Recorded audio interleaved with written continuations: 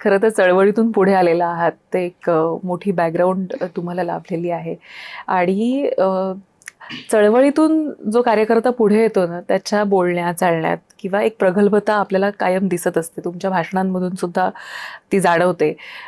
वेळप्रसंगी एखादा मुद्दा अगदी रेटूनही तुम्ही पुढे घेऊन जातात पक्षाची बाजू मांडत. तर अशा पद्धतीनं तुमचं काम गेल्या काही वर्षामध्ये बऱ्या अधोरेखित झालं होतं. अगदी दसरा मेळाव्यामध्ये देखील त्याचा उल्लेख झाला. कसं पाहता या शिवसेनेमध्ये आलेल्यानंतर, काँग्रेसमधून शिवसेनेत आल्यानंतर इथे जो प्रवास सुरू झाला त्याकडे? खूप आनंद वाटतो, खूप अभिमानही वाटतो की आपण एका अशा नेत्याच्या नेतृत्वाखाली काम करतोय जे सर्वसामान्यांना संधी देतात.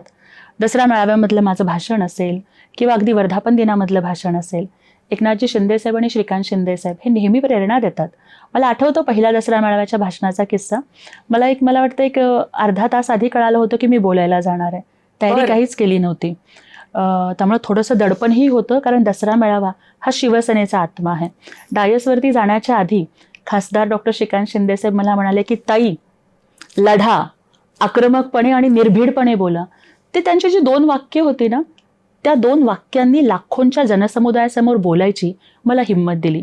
आत्ता सुद्धा मी खासदार राज्यसभेची म्हणून बिनविरोध निवडून आले. खूप दिग्गज नेत्यांची नावं, म्हणजे तेही महाराष्ट्रातून जात आहेत, त्यांच्यासोबत मी जाते, ह्याचा आनंद आहे. श्रीकांत शिंदे साहेबांनी फोन करून सांगितलं की ताई दिल्लीचं टेन्शन घेऊ नका. त्यामुळे इतकी निर्धास्त आहे की इथे एका पक्षात काम केल्यासारखं नाही वाटत, एका कुटुंबात काम केल्यासारखं वाटतं. आदरणीय एकनाथ शिंदे साहेब आहेत, लता वहिनी आहेत, आदरणीय श्रीकांत दादा आहेत, वृषाली वहिनी आहेत.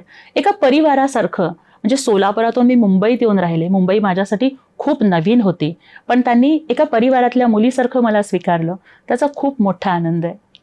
पण काँग्रेसमधून शिवसेनेमधला प्रवास हा कसा मी झाला? काँग्रेसमधून थेट शिवसेनेत नाही आले ताई.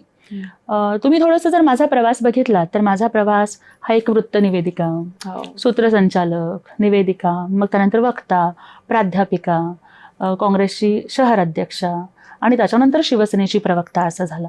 2014 ते 16 या काळामध्ये मी काँग्रेसची शहर अध्यक्ष म्हणून काम करत होते. पण त्याच्यानंतर जेव्हा काही वाईट अनुभव आले, जेव्हा लक्षात आलं की आपल्या जिव्हाळ्याच्या प्रश्नांवरती आपल्याला व्यक्त होता येत नाही, वाईट अनुभव किंवा काही, तेच सांगतेय की काही काळजातले जे आपले प्रश्न आहेत, मुद्दे आहेत, ते आपण पाहिजे त्या पद्धतीने पुढे नेऊ शकत नाहीये.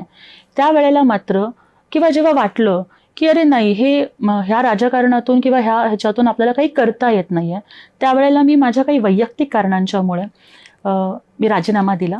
आणि त्याच्यानंतर जवळपास 8 वर्ष मी राजकारणापासून, म्हणजे कुठल्याही पक्षाचं पद माझ्याकडे नव्हतं.